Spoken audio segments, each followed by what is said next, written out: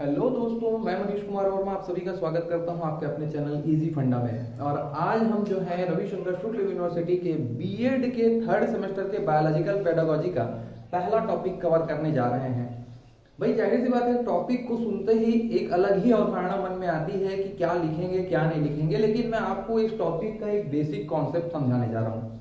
देखिए भाई, आपको प्रशिक्षण दिया जा रहा है, आपको ट्रेनिंग दी जा रही है पढ़ाने के लिए। क्या पढ़ाने के लिए? बायोलॉजी पढ़ाने के लिए, यानी कि जीव विज्ञान पढ़ाने के लिए। जाहिर सी बात है, ज्यादातर किताबों में विज्ञान के बारे में एक्सप्लेन किया जाता है और हम लोग उसको बायोलॉजी के कॉन्सेप्ट में ही आंसर लिख के आ जाते हैं। लेकिन क्यों ना हम उसका टू दी पॉइंट आंसर लिख दें। अब बायोलॉजी की पढ़ाने के लिए जब बात उठती है तो हमको एक कॉन्सेप्ट चाहिए।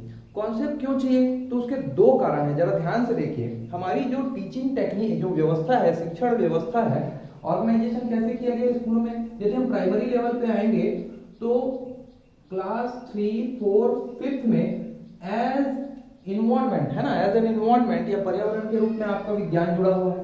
यदि हम आ जाएंगे 6, 7, 8 में और 9 और 10th में हायर स्कूल में, तो यहाँ पर एज अ साइंस जुड़ा हुआ है बायोलॉजी, मतलब साइंस के सब्जेक्ट में ही बायोलॉजी को डाल दिया गया है। और इसके आगे जो है ये वैकल्पिक है, ऑप्शनल है। ठीक है। अब इस अकॉर्डिंग अगर देखा जाए तो आप एक ही कॉन्सेप्ट में सभी कक्षाओं को पढ़ा पाएंगे क्या? बिल्कुल नहीं पढ़ा सकते। भाई आपको मान लीजिए फोटोसिंथेसिस के बारे में पढ़ाना है, तो आप थर्ड स्टैंडर्ड के बच्चे को ये नहीं बोल सकते हो कि बेटा क्लोरोफिल एक पिगमेंट होता है और वो एक पर्टिकुलर वेवलेंथ के सनलाइट में ही, भाई ऐसा जैसे ही बोलोगे कि उसके पूरे तोते उड़ जाएंगे। तो जाहिर सी बात है कि हर क्लास के लिए आपको बायोलॉजी पढ़ाना है तो एक अलग कॉन्सेप्ट यूज करना पड़ता है, उसके लेवल का उसको पढ़ाना पड़ता है, पहला चीज।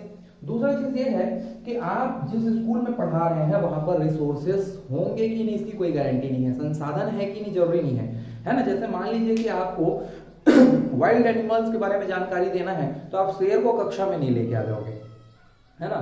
या आपको पेड़ पौधों की जानकारी देना है तो आपको कक्षा से बेहतर गार्डन ले जाकर के उसकी जानकारी देना है। या आप किसी गांव में, बीहड़ गांव में आपकी पोस्टिंग हो गई है और आपको किसी इंडस्ट्री के बारे में जानकारी देना है, तो आप तुरंत उनको उठा करके इंडस्ट्री लेकर नहीं जा सकते हैं। यानी जाहिर सी बात है कि रिसोर्सेज की कमी हर जगह कहीं ना कहीं किसी ना किसी रूप में होती है। यानी कि टीचर को ही एज अ रिसोर्स काम करना है। और टीचर खुद रिसोर्स कैसे बनेगा? अपना एक कॉन्सेप्ट बनाता है। ठीक है, या इसी को हम बोलते हैं अवधारणा बनाता है, चीजों को पढ़ाने के लिए, एक्सप्लेन करने के लिए। क्यों बताता है? पहला तो इनके ऑर्गेनाइजेशन यानी कि हमारा शिक्षण व्यवस्था को देखते हुए, और दूसरा रिसोर्सेज की कमी को देखते हुए। अब देखिए, जब कॉन्सेप्ट को बना लेता है तो कॉन्सेप्ट कई तरीके से काम करेंगे। पहला तो कॉन्सेप्ट आपका है ना, जब बनता है, अवधारणा बनती है, तो किस बात का ध्यान रखा जाता है कि बच्चे का टाइम टेबल क्या होगा उस चीज को बताने के लिए। ठीक, टाइम टेबल क्या होगा कि भाई साइंस का सब्जेक्ट जो है किस टाइम पे लिया जाए। ठीक, पहले ही ले लिया जाए कि उसको लंच के बाद लिया जाए कि बीच में ले लिया जाए। जाहिर सी बात है, कुछ विशेष कारण होते हैं, मनोवैज्ञानिक कारण होते हैं कि दिमाग फ्रेश होना चाहिए, तभी हम इन चीजों को शुरू करेंगे। दूसरा चीज जो बहुत इंपॉर्टेंट हो जाता है वो है प्लेस, है ना। प्लेस का मतलब स्कूल में ही कि उस कॉन्सेप्ट को बताया जा सकता है, उस टॉपिक को बताया जा सकता है कि उसको पढ़ाने के लिए हमको कहीं बाहर लेके उनको जाना है, जू जाना है, गार्डन जाना है, किसी इंडस्ट्री में जाना है, पिकनिक पे लेके जाना है, नदी के किनारे, तालाब में जाना है, ये देखा जाता है। तीसरा देखा जाता है कि कंटेंट क्या कहाँ से लिया जा रहा है। कंटेंट यानी कि यदि थर्ड स्टैंडर्ड का बच्चा है तो थर्ड स्टैंडर्ड का ही कंटेंट लेना है ना। कुछ हल्के फुल्के कंटेंट लेना है, ऐसा नहीं कि 10th का या कॉलेज का लेकर के उठा के उनको एक्सप्लेन करना चलेगा। या कॉलेज के बंदे को ये बोलोगे कि भैया पत्तियों में क्लोरोफिल होता है, तो वो तो हर कोई जानता है ना। कॉलेज स्टैंडर्ड पे अगर कोई बच्चा साइंस लेकर के पहुंच गया, हर कोई जानता है। तो आपको कॉन्सेप्ट अलग अलग लेवल पे, यानी कि कंटेंट उनके कक्षा के अकॉर्डिंग, उनके माइंड सेटअप के अकॉर्डिंग तैयार करना है। चौथा जो बहुत ही इंपॉर्टेंट चीज है, इन्वायरमेंट, है ना। कि भाई मान लीजिए कि आप बच्चों को पढ़ा रहे हैं लाइट के बारे में, तो जाहिर सी बात है उस समय प्रकाश होना चाहिए, है ना। या बच्चों को आप इंडस्ट्री के बारे में पढ़ा रहे हैं तो उस इंडस्ट्रियल इन्वायरमेंट वहां पर उनको दीजिए, कक्षा में ही उनको बताइए, एक ऐसा उदाहरण प्रस्तुत कीजिए जिससे वो लोग अवगत हो जाए कि हाँ ऐसा होता होगा इंडस्ट्री। ठीक है, तो ये सारी चीजें बहुत ही ज्यादा इंपॉर्टेंट हो जाती हैं। टाइम टेबल है, प्लेस है, कंटेंट है, इन्वायरमेंट है। ठीक, तो इनके आधार पर हम जो है बच्चों को पढ़ा सकते हैं बायोलॉजिकल पेडागोजी। अब ये सारे कॉन्सेप्ट और ये सारे कंटेंट यदि हम इनको एक साथ अरेंज कर दें कक्षा वाइज, तो मेरे ख्याल से यही कहलाता है पाठ्यचर्या। मैं पाठ्यक्रम नहीं बोल रहा हूँ, सिलेबस की बात नहीं कर रहा हूँ, मैं बात कर रहा हूँ पाठ्यचर्या की, कैरिकुलम की बात कर रहा हूँ। ठीक है, सिलेबस और कैरिकुलम में बहुत अंतर होता है, पाठ्यक्रम और पाठ्यचर्या में बहुत अंतर होता है। हम पाठ्यचर्या की बात कर रहे हैं, कब पढ़ाना है, कहाँ पढ़ाना है, कैसे पढ़ाना है, वातावरण कैसे होना, ये सारी चीजों को ध्यान रखिए। अल्टीमेटली ये जो टॉपिक आपका है आइडेंटिफिकेशन है ना of an organisation of concept for teaching learning of biology, तो ये आपका जो टॉपिक जो है, पहला टॉपिक, ये अंततः जो फाइनली जो बात कर रहा हूँ किसके बारे में बात कर रहा है, कैरिकुलम बनाने की बात कर रहा है। ठीक है, तो चलिए हम कॉन्सेप्ट बनाते हैं और उसको ऑर्गेनाइज करते हैं। बोला गया ना कि है ना कॉन्सेप्ट, तो आप देखिए आइडेंटिफिकेशन यानी कि कैसे पढ़ाना है, वो कॉन्सेप्ट को पहचानना और ऑर्गेनाइज कर देना, उन चीजों को ऑर्गेनाइज कर देना कैरिकुलम के फॉर्म पे, यही तो बोला जा रहा है फाइनली। तो कैरिकुलम बनाने पे बात चल रही है, तो चलिए हम लोग शुरू करते हैं कंटेंट को कैरिकुलम के फॉर्म पे कि कैसे हम लोग इसका कैरिकुलम बना सकते हैं, कैसे हम लोग कॉन्सेप्ट ले सकते हैं, उसको ऑर्गेनाइज कर सकते हैं। ठीक है, तो चलिए फिर शुरू करते हैं।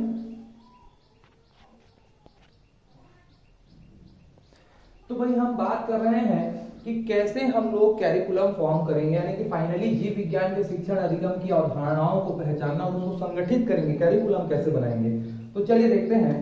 पहला चीज तो ये है कि बच्चों में जो जिज्ञासा है उसको पैदा कीजिए, है ना, क्यूरियोसिटी को पैदा कीजिए। ठीक है, क्यूरियोसिटी को पैदा कीजिए। तो क्यूरियोसिटी जब पैदा हो जाएगी तो हम लोग ये देखते हैं कि बच्चे जनरली जो है बहुत ही ज्यादा उत्सुक होते हैं चीजों को जानने के लिए, समझने के लिए।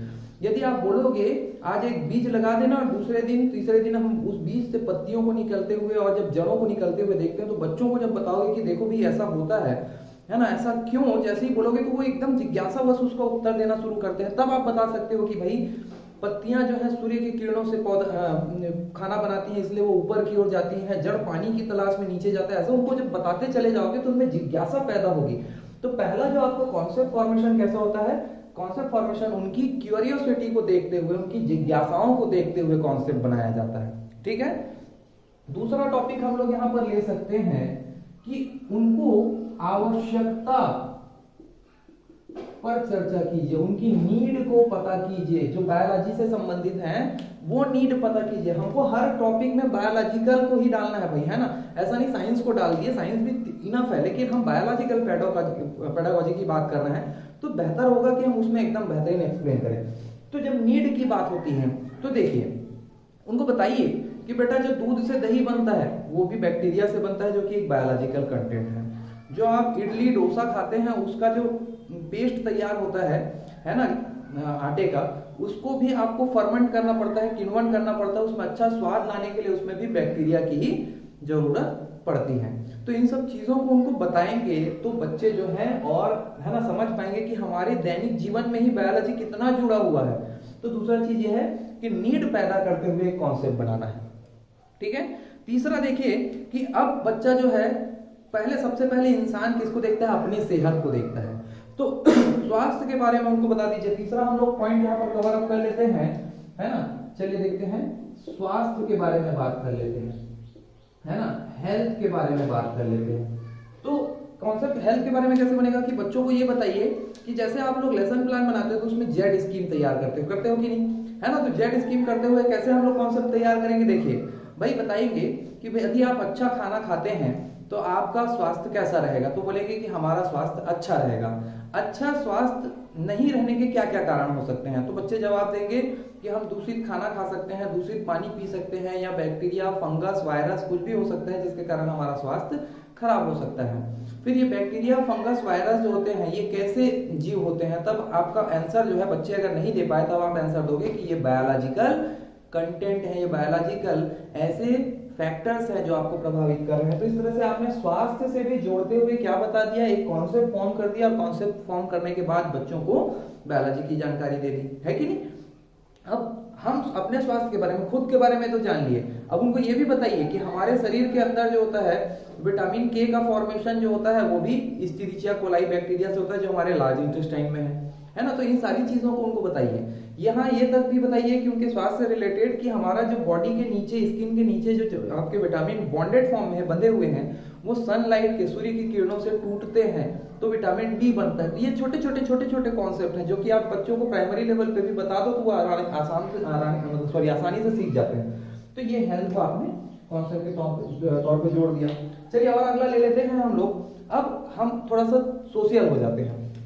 तो चौथा सोशल है ना, या सामाजिक। सोशल की जब बात होती है तो सोशल मान्यताएं हैं, सामाजिक कुछ मान्यताएं हैं जिसको बायोलॉजी से हम डायरेक्ट जोड़ सकते हैं। फॉर एग्जांपल कि हम तुलसी क्यों लगाते हैं घर पे, नीम के पेड़ क्यों लगाते हैं, पीपल बरगद ये क्यों लगाते हैं, है ना। साथ ही साथ हम लोग कौवे को खाना खिलाते हैं सात पक्षों के समय, पक्षियों को दाना देते हैं, तो है ना, या सुबह सुबह क्यों उठते हैं। तो ये सारे कॉन्सेप्ट को आप बायोलॉजी के वे में समझाइए। फॉर एग्जांपल कि हम तुलसी, नीम है ना और पीपल, इनके पौधे ऑक्सीजन के लिए उगाते हैं। बरगद जो होता है वो हमको गर्मी के दिनों में छांव दे देता है, इसलिए उसको हम लोग लगाते हैं, है ना। कौवों को दाना देने का मतलब ये होता है कि बरगद और पीपल के बीज डायरेक्ट जमीन पे नहीं उगते हैं, इनको ये बर्ड जब खाते हैं और उनके बीज से वो बीज प्रोसेस होकर निकलता है, तब उन सीड से जर्मिनेशन हो पाता है, पॉसिबल हो पाता है, इसलिए हम लोग उनको पालते हैं। दूसरा चीज, चिड़ियों को दाना देने की बात जो उठ रही है, कौवों को खाना खिलाने की बात हो रही है, तो ये हमारे फूड चेन को मेंटेन करते हैं। जो इंसेक्ट्स हमारे या कीड़े मकोड़े बहुत ज्यादा मात्रा में, उनको ये खा करके थोड़ा सा बैलेंस बना के रखते हैं। साथ ही साथ सुबह सुबह क्यों उठना बोलते हैं भाई, वॉक तो इवनिंग वॉक भी कर सकते हो, लेकिन मॉर्निंग वॉक का फायदा क्या है कि मॉर्निंग वॉक में पूरे दिन भर के गंदगी जो होते हैं, डस्ट पार्टिकल्स होते हैं, वो नीचे बैठ जाते हैं तो हवा फ्रेश होती है। लेकिन शाम के समय गाड़ियां चलती हैं, फैक्ट्रियों के धुएं उड़ते हैं, इन सब से क्या होता है, इन्वायरमेंट दूषित रहता है। तो ये सब चीजों को बायोलॉजी से कोरिलेट करते हुए उनको बता दीजिए। तीसरा, हम लोग इसको कैसे जोड़ सकते हैं, अब इंसान जो है सामाजिक हो गया है तो जीना है उसको, तो कैसे करेगा, पैसा कमाएगा, तो आर्थिक रूप से बायोलॉजी को डालिए, है ना। इकोनॉमिकल एस्पेक्ट को लेकर के चलते हैं। तो इकोनॉमिकल एस्पेक्ट कैसे हो सकता है कि आज के डेट में हर इंसान खेती करता है, लेकिन ऑर्गेनिक खेती के बारे में जानकारी दे दीजिए, है ना। यदि वो मछली पालता है तो मछली आजकल कई तरीके के आ गए हैं, उन मछलियों की कंबाइन कैसे प्रोसेसिंग की जा सकती है जिससे हमको ज्यादा ग्रोथ मिले, ये देखा जा सकता है। मधुमक्खियों को कैसे पाला जा सकता है ना, या जो पशु हैं उनको कैसे पाला जा सकता है, उनके निकलने वाले वेस्ट प्रोडक्ट से कैसे खाद बनाया जा सकता है, सब किससे रिलेटेड है, बायोलॉजी से तो रिलेटेड है, और इनसे पैसे कमाए जा सकते हैं, जाहिर सी बात है ना। क्रॉपिंग वॉपिंग अलग अलग टेक्निक से किए जा सकते हैं। तो ये आर्थिक यानी कि बायोलॉजी के कॉन्सेप्ट किससे तैयार किया, इकोनॉमिकली हमने तैयार किया, किससे रिलेटेड, हमारी डेली लाइफ से रिलेटेड। इसको 3rd स्टैंडर्ड का भी बच्चा समझ जाएगा, 10th स्टैंडर्ड का भी बच्चा समझ जाएगा। और लेकर के चलते हैं कि, है ना, चलो आर्थिक से बात चल रही है तो हम लोग एक और कॉन्सेप्ट ले सकते हैं कि घरेलू उपयोग में इसको कैसे बायोलॉजी को जोड़ सकते हैं, है ना। डोमेस्टिक यूज में हम लोग कैसे बायोलॉजिकल के कॉन्सेप्ट को जोड़ सकते हैं। तो है ना, आप लोग बचपन से देखते आ रहे हो दूध से दही बनना, है ना, और जैसे नींबू के रस के फायदे आप बता सकते हो, खाना बहुत जल्दी पच जाता है उसके कारण, नींबू के रस के कारण, है ना। और जैसे कि कुकर में खाना जल्दी पक जाना, तो कुकर के खाने में कितने फायदे हैं, कितने हानि है उसके, इस तरह की चीजों को बता देना। और जैसे हम बीमार पड़ते हैं तो तकिए में या बिस्तर में नीम की पत्तियों को कैसे दबा के रखे जाते हैं, क्योंकि वो कैसे होते हैं, आपके एंटीबैक्टीरियल होते हैं, यानी कि एंटीपैथोजेनिक होते हैं, इस वजह से हम लोग क्या करते हैं, उनका यूज करते हैं। तो घरेलू नुस्खे भी होते हैं, उसमें बायोलॉजिकल साइंस काफी हद तक जुड़ा हुआ है और हम लोग इसका प्रयोग कर सकते हैं। साथ ही साथ हम लोग जैसे घरेलू यूज में क्या करते हैं, गोबर गैस का यूज करते हैं, तो गोबर गैस में भी आपका, है ना, बायोलॉजिकल प्रोसेस ही पूरा काम करता है। तो चलिए ये तो हुआ हमारा मतलब कॉन्सेप्ट बनाने के लिए उनको पहचाना, हमने क्या किया, इन फॉर्म में कॉन्सेप्ट को पहचान लिया, है ना। बाद में हमको इनको ऑर्गेनाइज करके करिकुलम बनाना है। अब जब बात उठ ही रही है आर्थिक रूप से कृषि की, तो एक टॉपिक यहां पर डाल सकते हो कृषि में, है ना, एग्रीकल्चर, ठीक। तो एग्रीकल्चरल फॉर्म में अगर हम लोग लेके चलेंगे तो एग्रीकल्चरल फॉर्म में क्या हो सकता है कि खेती की एक अलग अलग टेक्निक होती है। पहला तो ये होता है धान कैसों भी लगा दो, लेकिन धान लगाने का अलग अलग टेक्निक होता है। ऑर्गेनिक खाद कैसे लगा सकते हैं, है ना, या आपका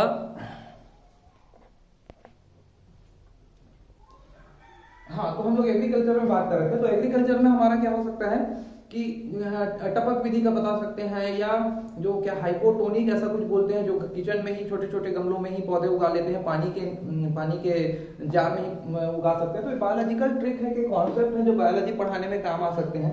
तो इस तरह से हम लोग क्या करते हैं, बायोलॉजिकल कॉन्सेप्ट को है ना जोड़ सकते हैं टीचिंग लर्निंग के प्रोसेस में।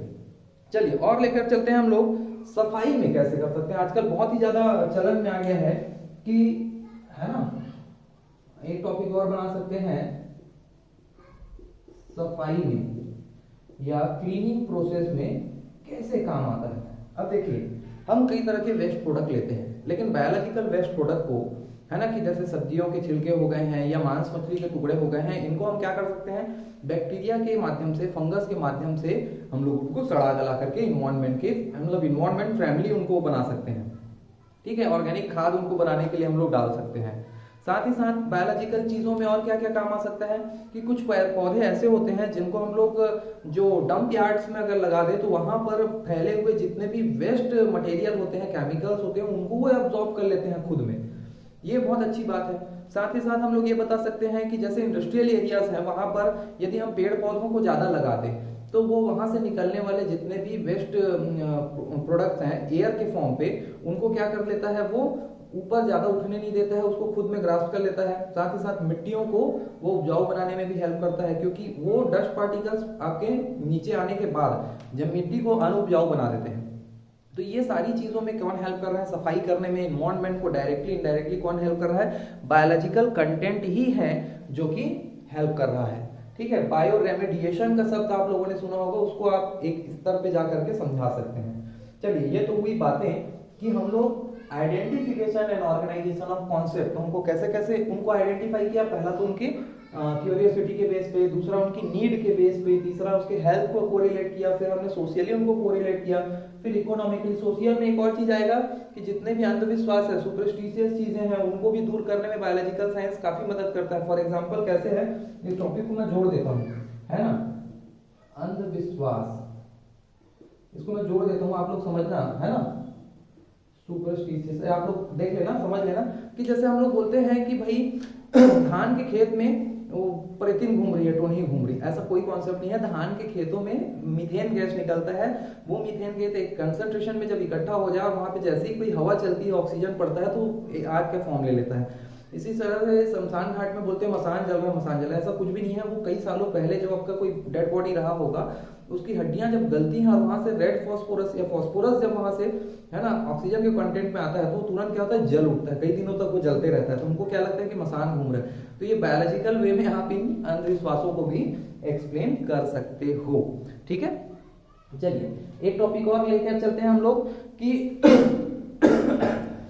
एक पार्ट पहले पढ़ाया जाता था, अब तो पता नहीं है कि नहीं, पार्ट था कि क्या हमारे पूर्वज बंदर थे।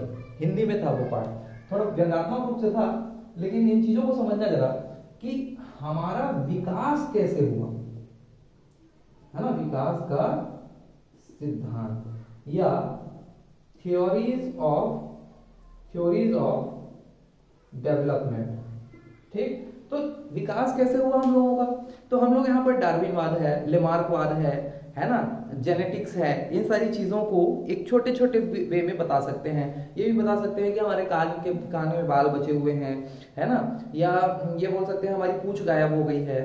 तो ये सारी चीजों को अगर आप कोरिलेट करोगे तो यहाँ पर क्या होता है कि हमारा विकास का एक सिद्धांत आता है, कई पुराने कॉन्सेप्ट आते हैं, बच्चे उनके लिए जिज्ञासा दिखाते हैं। जब उनको बताओगे कि जिराफ की गर्दन कैसे बड़ी हो गई है, ये सब चीजों को बताओगे तो वो थोड़ा सा जिज्ञासा से सोचते कि अरे हाँ यार ये बात तो सही है, एकदम जुड़ा हुआ चीज चल रहा है। तो यहाँ पर क्या हो रहा है कि हमारा बायोलॉजी का, हमारा खुद का विकास हम बायोलॉजी के वे में अलग अलग थ्योरी पढ़ा के बता सकते हैं। अब देखिए बायोलॉजी किसी भी चीज को आंखों मतलब ऐसे हवा हवा में नहीं बोलता, वो क्या करता है, एक प्रैक्टिकल बनाता है, प्रैक्टिकल करने के बाद उसको प्रूफ करता है, यानी कि आपके पास जो भी नॉलेज है वो कैसा है, सच्चा है, यानी कि आपको सच का ज्ञान होता है ना, यानी कि हम बोल सकते हैं नॉलेज ऑफ ट्रूथ, बोल सकते हैं कि सच्चाई का ज्ञान होता है, क्योंकि ये एक्सपेरिमेंटल बेस्ड सब्जेक्ट है, प्रयोग विधि पर संबंधित विषय है।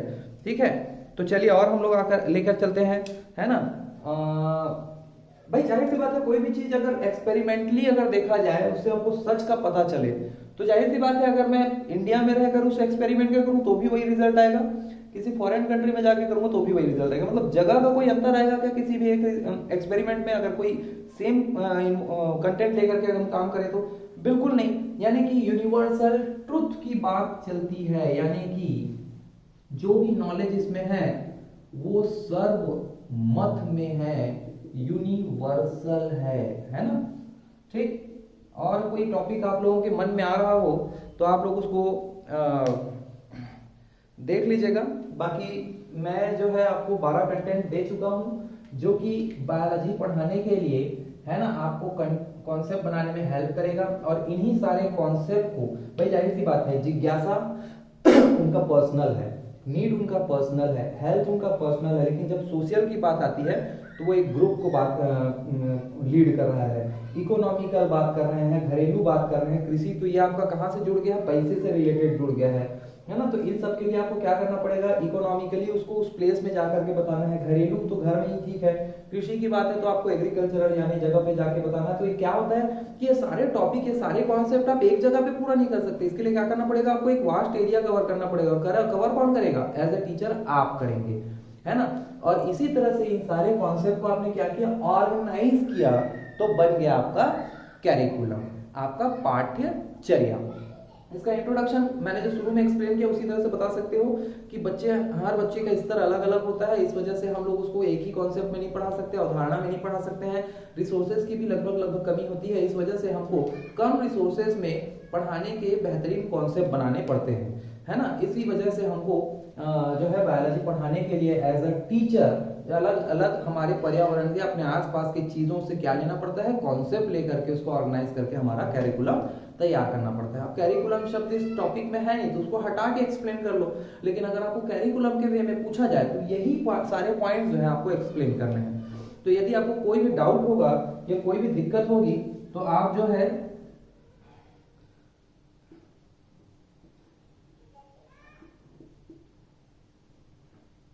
इस नंबर पे मेरे को कांटेक्ट कर सकते हैं। और साथ ही साथ जो है आप को अगर ये सेशन सही लग रहा है तो मैं आगे के टॉपिक कंटिन्यू करता चलूंगा। भाई मेरा काम है एक्सप्लेन करना, बाकी आपको खुद ही इसको लिखना रहेगा। यदि कहीं भी दिक्कत हुई तो इस नंबर पे आप मुझे कांटेक्ट कर लीजिए। तब तक के लिए नमस्कार।